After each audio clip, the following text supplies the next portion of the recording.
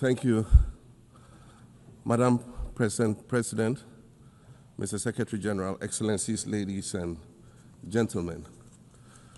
At this 80th session of the United Nations General Assembly, I'd like to speak about Africa's role in the future of this organization.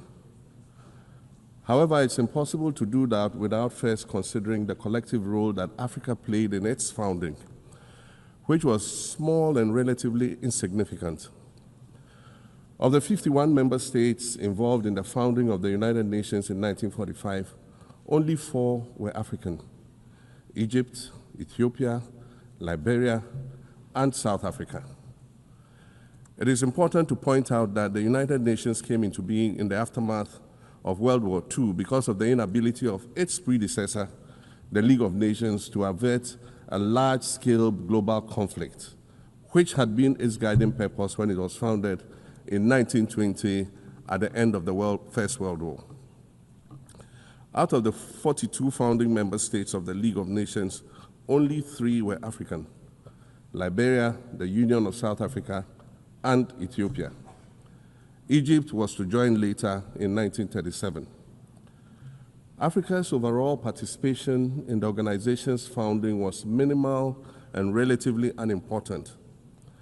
That's because before all the other talks and meetings, representatives from a group of 14 nations gathered in Berlin for a series of discussions that began in 1884 and which led to the partitioning and formal colonization of the African continent, which is also called the Scramble for Africa.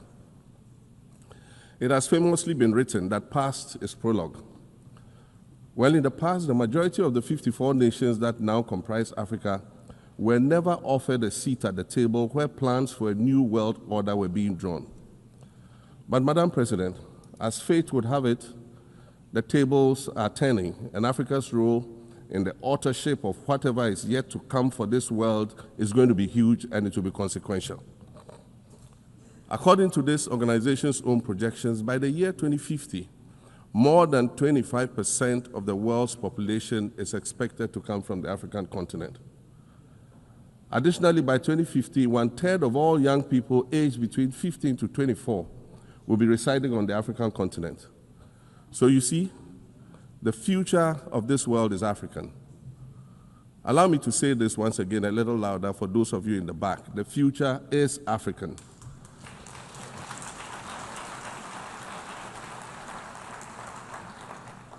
Already today, Africa is a catalyst for human potential and development, as well as for economic reform and ecological stability. Africa is a catalyst for systemic change. If this reality, which is fact-based and straightforward, seems provocative or unsettling, perhaps it's because you are viewing it through the lens of centuries of filters, colonialism and imperialism, and the resulting implicit bias. Maybe you are unaware of the resilience of African nations or their remarkable ability to make a strong comeback just when you think it's safe to count them out. That is what is happening right now in my own country, Ghana. Our constitution limits leaders to 2 4-year terms. In January, I was sworn in for a second term, which, let me point out, was non-consecutive with my first term. Our currency, the Ghana cedi, was rapidly depreciating. Faced with rising inflation, a huge debt burden, and low morale amongst our citizens, my new administration settled down quickly and embarked on an ambitious program of comprehensive transformation designed to restructure Ghana's economic foundation and enhance our competitive standing globally. We refer to this process of recalibration as our reset agenda. In just 8 months, we have achieved significant reduction in inflation from 23.8% in December 2024 to 11.5% in August 2025, restoring price stability for our citizens.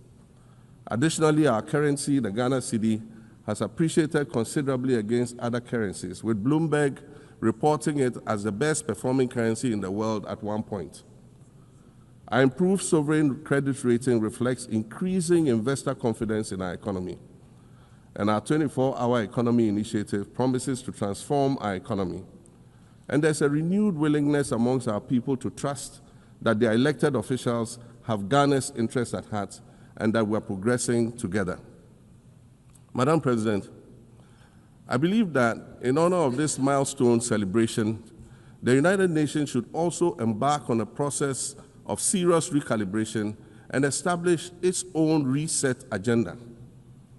Since the organization's founding, the number of UN member nations has nearly quadrupled. And quite frankly, it is not the same world that it was back then when the UN was formed. I mentioned earlier that I began my second non-consecutive term as president this past January. My first term ended in January 2017. In that span of time, 8 years, the world has changed with such ferocity. My first days in office after my return felt as though I had just awakened from a Rip Van Winkle-style sleep.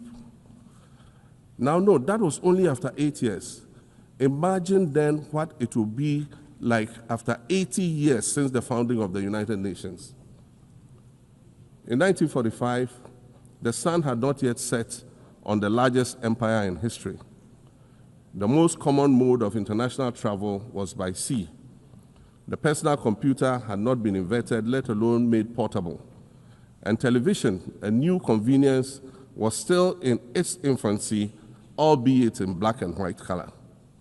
Relations between the US and the Soviet Union were turning frosty, with Winston Churchill declaring that an iron curtain has descended across the European continent. Fast track 80 years on, in today's world, hundreds of thousands of commercial flights take off and land every day. Libraries have been digitized so that volumes of literature can exist on a small device, small enough to fit inside your pocket. We live in a world of cryptocurrency, artificial intelligence, social media, the internet and its dark hidden dungeon of the dark web, all of which carry a potential threat to global peace and security. Climate change is real, and we're fighting a losing battle against the loss of Maldives and other island nations to the rising sea level, against the loss of Timbuktu to desertification, and the Amazon forest to global warming and deforestation. Madam President, the UN Founding Charter is outdated when it comes to representation in this august assembly. The most powerful post-World War II nations are still being rewarded with an almost totalitarian guardianship over the rest of the world. And yet, the first sentence in Chapter 2, Article 1 of the UN Charter declares that the organization is based on the principle of sovereign equality of all its members. If this were true, and was the case, a continent as large as Africa, with its numerous UN member states, would have at least one permanent seat on the Security Council.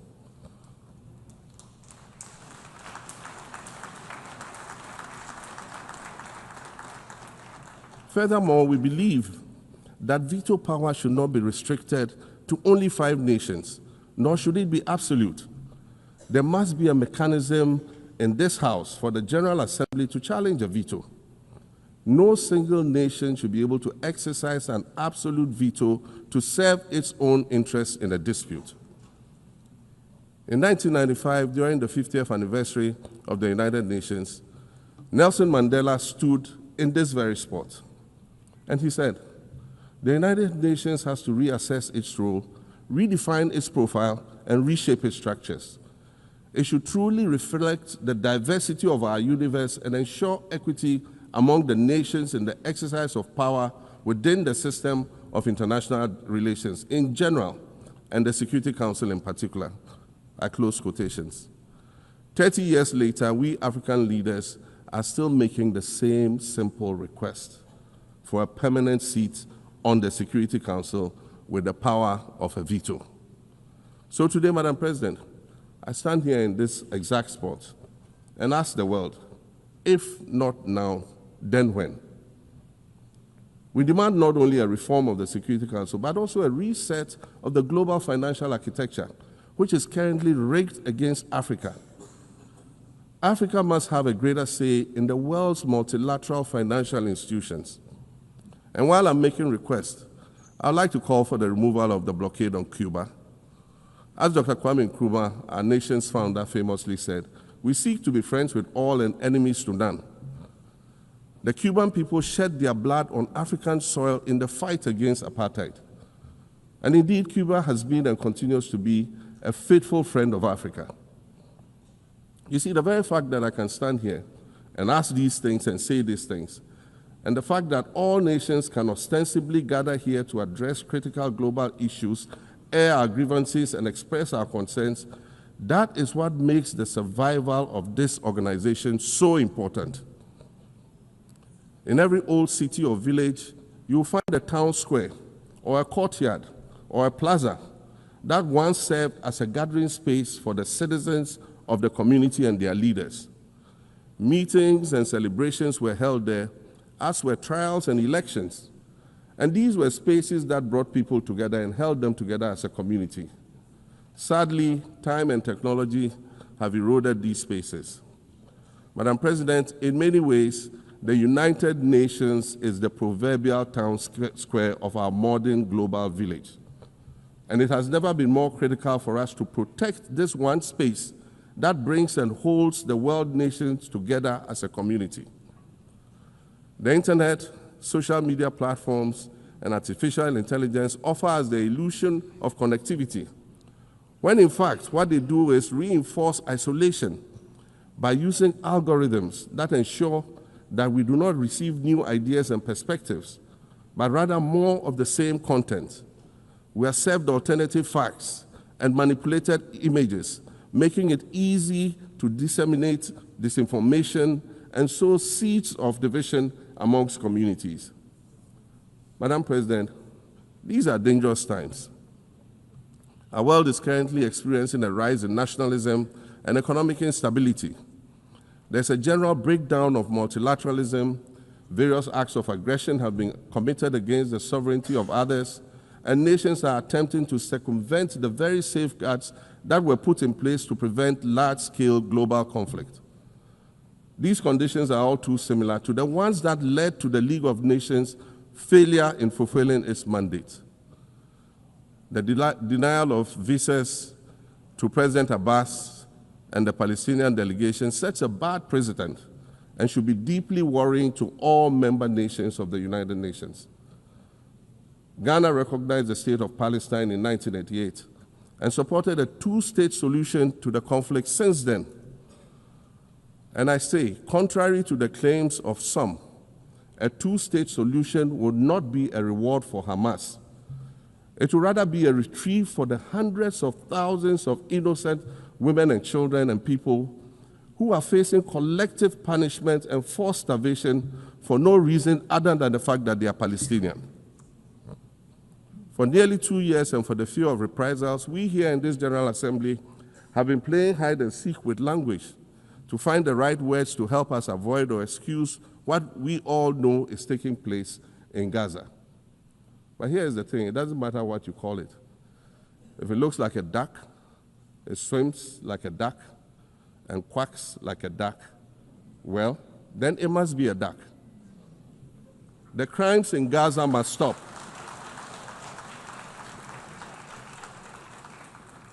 The crimes in Gaza must stop. Madam President, I also want to draw particular attention to the conflict in Sudan, which this body has described as the world's largest humanitarian crisis. 12 million people have had to flee their homes.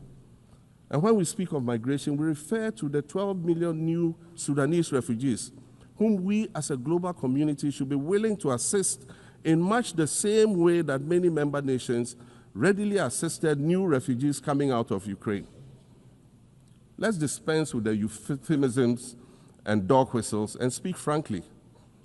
It is not a mystery that when leaders of Western nations complain of their migration problems, they are often referring to immigrants from the global south. But many of those immigrants are climate refugees.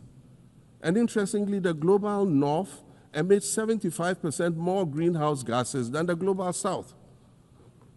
However, the effects of climate change are more severe in the global south because we lack the resources to address them effectively. And so when the desert encroaches on our villages and towns and they become unlivable, we are forced to flee. Warsan Shire, a Somali-born prophet, a Somali-British poet born in Kenya to Somalian refugee parents, was London's first youth poet laureate. She writes in her poem titled Home. And it says, you have to understand that no one puts their children in a boat unless the water is safer than the land. No one bends their palms under trains beneath carriages. No one spends days and nights in the stomach of a truck feeding on newspaper unless the miles traveled mean something more than just a journey. Madam President, we cannot normalize cruelty. We cannot normalize hatred. We cannot normalize xenophobia and racism. If we're going to tell a story, let's not tell its slant. Let's tell all the truth. When we speak of migrants, we speak of Mami Ewusi Mensah Frimpong, a judge on the U.S. District Court for the Central District of California. She's the first black female judge on any of California's 4 federal district courts. She was born here in America to immigrant parents from Ghana. We speak of Peter Bosman, a medical doctor in Ghana who moved to the town of Piran in Slovenia in the 1980s and later became the first black mayor of Piran, the first black mayor in Slovenia and in the whole of Eastern Europe. We speak of T. Michael, the iconic Ghanaian Norwegian artist and designer. And of course, we speak of the late Kofi Annan, former United Nations Secretary General.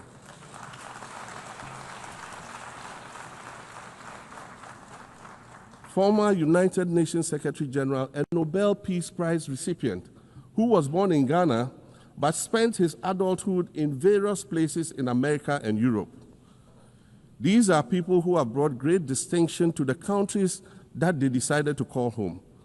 Just as the migrants and the children of migrants before them did, I dare say these are not invaders. These are not criminals. Madam President, the slave trade must be recognized as the greatest crime against humanity. As the African champion on reparations, Ghana intends to introduce a motion in this August body to that effect. More than 12.5 million Africans were forcibly taken against their will and transported to create wealth for the powerful Western nations.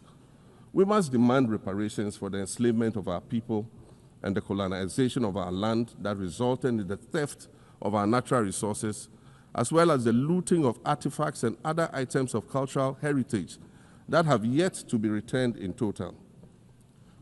We recognize the value of our land and the value of our lives, as did our colonizers, as well as the governments that happily paid reparations to former slave owners as compensation for the loss of their property in quotes. And that property for which they received compensation was paid referred to enslaved people who had been freed. Madam President, an increasingly insecure world is witnessing upward spending on defense budgets of bilateral partners and steep cuts in official development assistance. Since July 2024, it is estimated that there's been a 40% drop in humanitarian aid globally. In this era of global uncertainty, Africa must exercise sovereignty over its natural resources to raise the necessary funds to ensure the well-being of its citizens. The days of parceling out vast concession areas to foreign interests for exploitation must come to an end. We'll continue to welcome foreign investment, but we must negotiate better for a bigger share of the natural resources that belong to us. And we must insist on value addition to these resources. We're tired of the continued image of poverty-stricken, disease-ridden rural communities living at the periphery of huge foreign-controlled natural resource concession areas. We're tired of having people extract the most they can from us and in return offer us the very least by way of respect, consideration, and dignity. We're tired of not being represented in ways that reveal the richness and complexity of our history or acknowledge all that we have overcome to arrive here in this liminal space of untold possibilities. Allow me to echo the Indian-American writer Arundhati Roy, who wrote, "Another world is not only possible, she's on her way. On a quiet day, I can hear her breathing. I want to add that for the sake of Africa, and quite selfishly for the sake of my 18-year-old daughter, I hope that this new world that is arriving is a place of safety and equality for women and girls. To succeed, we must empower everyone, including women and girls, to reach their full potential. In closing, Madam President, I'd like to congratulate you on your election to preside over this historic 80th General Assembly and on being the 5th woman to hold this distinction. I'd also like to congratulate Her Excellency Nana Jane Opoku-Agyeman on being the first woman Vice President of Ghana.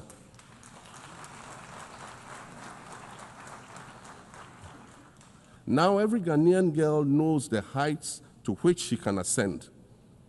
Words matter, but issues of representation matter even more, which is why Ghana looks forward to the appointment of a woman as Secretary General of this organization in the near future. Madam President, Your Excellencies, I thank you for your kind attention.